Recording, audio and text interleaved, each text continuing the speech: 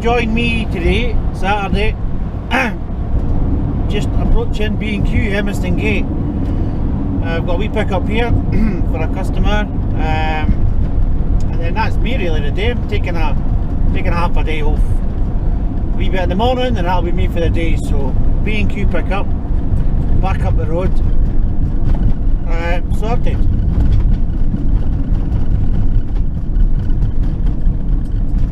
Still don't know what I'm actually picking up at B&Q, we'll soon find out. It's just when we'll have stuff hanging at Wendy's and all sorts. Well, we hope no, but we'll see what happens.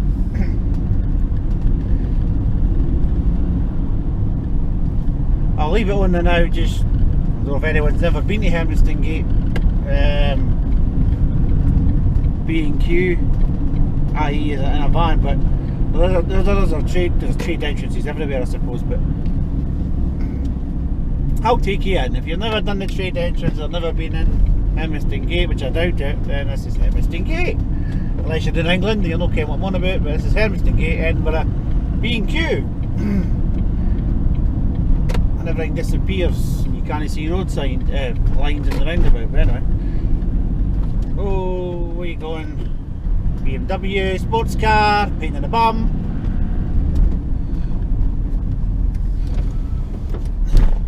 B&Q is on the right, and the trade entrance is on the right as well, so we go in here. There we go. I am going to park somewhere out the way, which will not be here, it's going to be in here. I need to actually go right in the trade entrance side, but that's fine. I will go this way. Right, I'll get you shortly.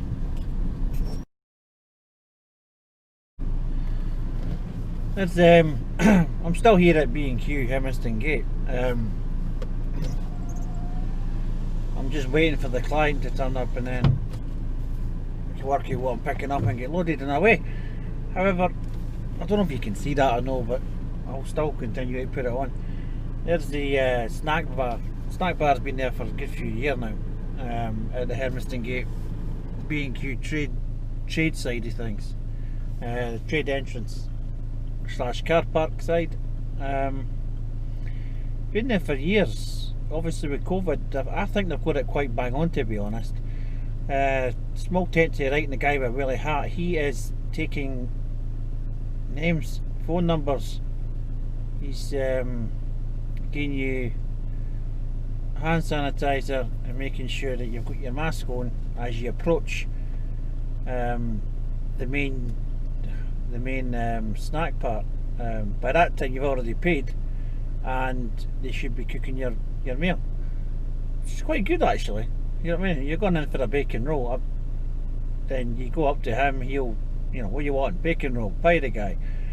Use a sanitizer. Have you got a mask? No, I think he's actually supplying masks as well. Throw away ones if you've not got one. Alright, he is outside doors. Don't think you need to wear one to go up there, but then again, they're on the button. Do you know what I mean? Let's be honest. In some places they're no bothering their arse. But that's a snack van. I've not seen any snack vans doing that before. Like, it's the first I've seen that, which is bang on. There we go. I don't know if you can see that. Boys walked up. Hiya, what can I get you? Writing it down. I think he's asking for their name or phone number because, oh boy, I've seen a few of them get their phones out. It's probably just taking the order actually, but pays the guy, he goes away, gets his change, gives him it. He's just picked a mask up for the table, so he is supplying masks as well. And then he goes up and gets his food, or waits for his food to be cooked. Don't know why I thought I'd put that in the video, but, well, I've never seen that for a snack van. I think that's, I mean, they didn't have to be doing that, did they? Let's be honest, but that's quite good. See, some people are taking it serious, some people aren't bothering their arse. That is life, eh? Right, there's my customer. Catch you shortly. Right, that is me loaded at the B&Q. I'm going to try this video angle again. Oh. However, sometimes when I try this, I can't get the timing right and everything's out, so we'll see. That's it, you stop there.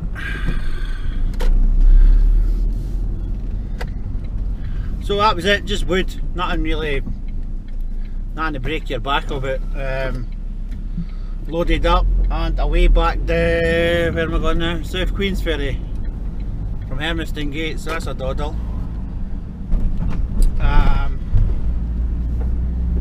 Right, not much on today, Saturday. I just put my video up yesterday, which is the Up Yours COVID, we're still going.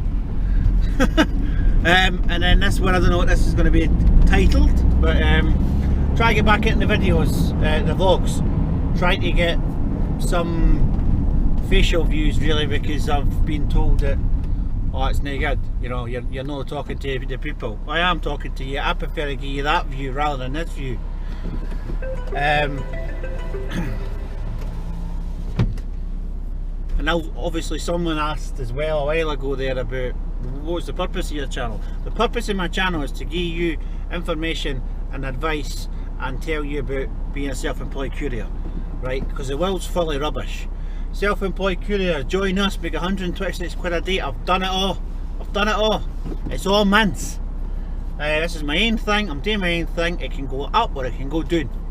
It's up to me. It's how much I put into it, and I put a hell into it. I've done it all. I've worked it all out. I've worked for courier companies. I've done blood runs. I've done organ runs. You'll see that in previous videos. If you go back, I won't mention the company. I will technically mention them. They'll take me to court, apparently, if I mention them.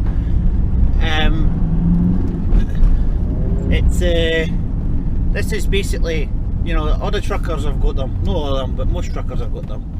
And they all say it's about their industry and that. They're all benefiting some money off of YouTube for it. I get nothing for this.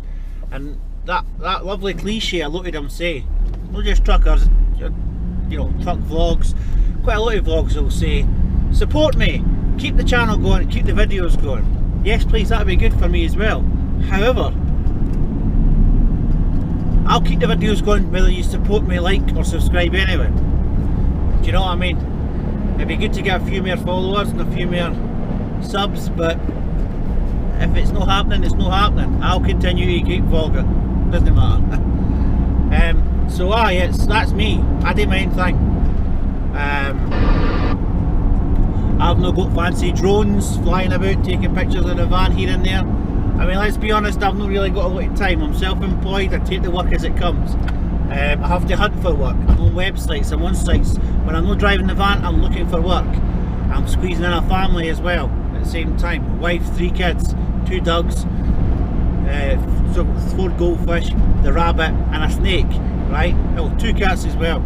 With all that on top, I've no, I don't get paid hourly like some of the vloggers on YouTube who drive for somebody else's motor. They get paid hourly, they get told they can only drive 8 hours and have to have a break. They've got all that, they've got time to do that, they've got time to put drones up and all this and that and ask permission for the places they're at to video or vlog. I've not got time. I'm self-employed. I go from job to job, next job. People on the phone price it.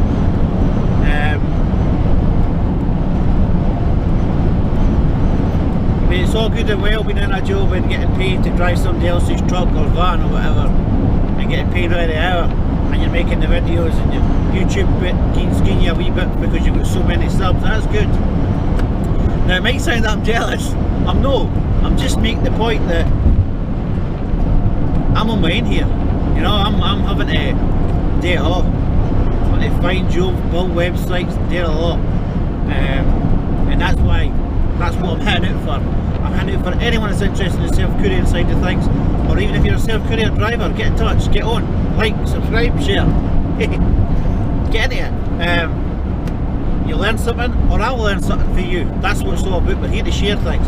We're here to tell the big boss man and these big companies you can't use self-employed van owners like garbage anymore. We've had enough of it. Well, I've had enough of it anyway, and I think everyone else should have enough. You know, come with us, drive for us. We'll give you a van, no problem at all. Give you a Volkswagen, whatever, Crafter. 100, no, not even a Crafter actually. One of the wee ones anyway. Transporter, we'll give you a Volkswagen Transporter. 170 quid a week. We'll ram your van with 33 pence in each delivery, with parcels and envelopes. You'll leave it at 8:30, but then you'll not leave it at 8:30, because what normally happens is, once you're in the door, you realise that the lorries are late. You're leaving it at 11:30. You've got about 250 to 300 wee small parcels, packages to deliver a day, and you are out all day till about 8, 9:30, 9:45 at night. If you fail to deliver any, they're going to go back that night, so then you've got to go back. Then you get in the house, you have a kip, back up in the morning, same again. Monday to Friday. In fact, to be honest with you, I've heard a lot of it's no Monday to Friday now. A lot of it's Monday to Saturday, and you got the Sunday off. So you tally that up yourself, that's ridiculous. And the money you're making. And they're not alone, they're not the only ones. There's loads of companies like that. I mean, I'll not mention who I was with, but it's the same thing. A certain courier company, basically based at Broxburn. Well, Bathgate, but Bathgate, Broxburn. We'll say Broxburn, I'm not kidding, I'm on about it. Based at Bathgate. Same again, make £1,000 a week. Now that was a nightmare, that. Make £1,000 a week, you pay £150 for a bilingual van a week.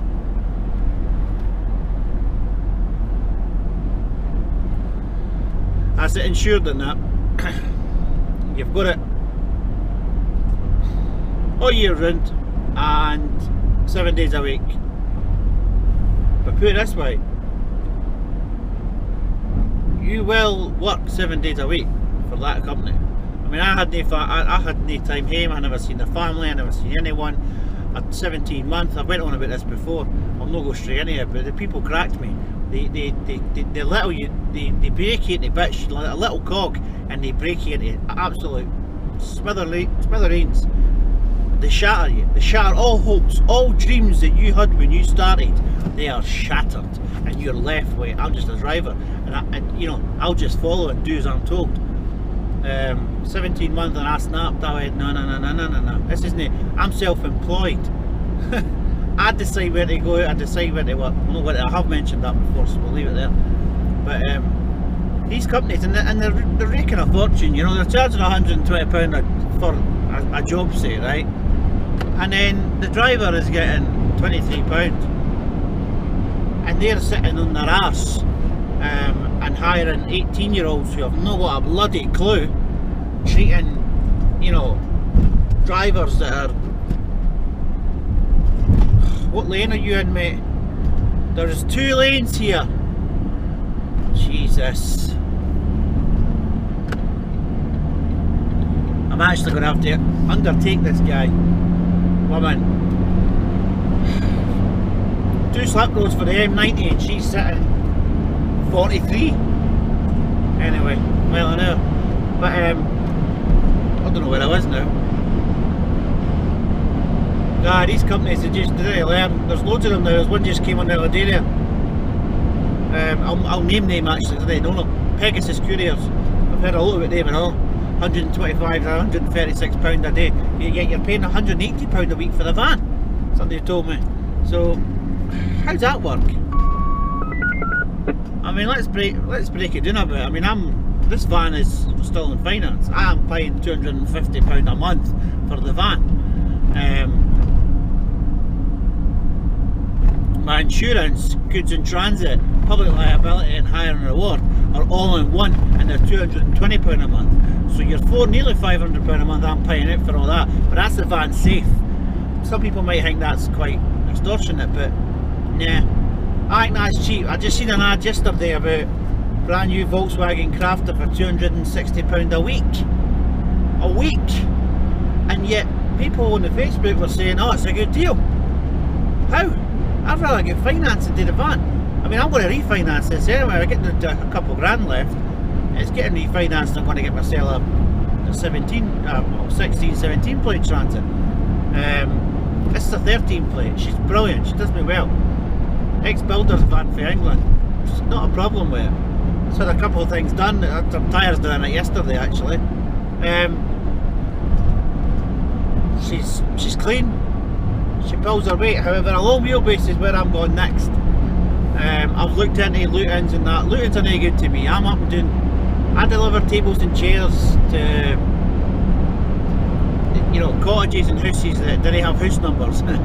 Which, if they didn't have house numbers, that tells you they are estates or cottages that are away out to buggery. They're not on the main roads. Some of them aren't even on B roads. Some of them are on what I like to call cowboy roads. And I can't get a Luton down there. I get this done sometimes. And then sometimes I'm to abandon this and drag stuff down. But it's what you make here. So long wheelbase. I want to stick with a Ford, to be honest. I hope somebody's watching and wants to give me a decent finance deal, or a trade-in and finance deal on a lovely jumbo. I'd sponsor your company. Ford Transit jumbo Trend would be lovely, but that's just, let's be honest, the Trend's got everything.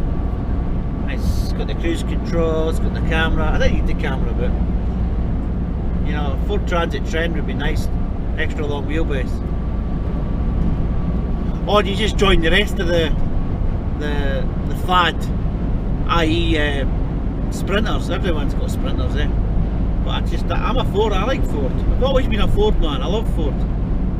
Really, I know everyone's been. I remember years ago, my dad, an Escort, he put it at the British car auctions, and it was a heap of shite.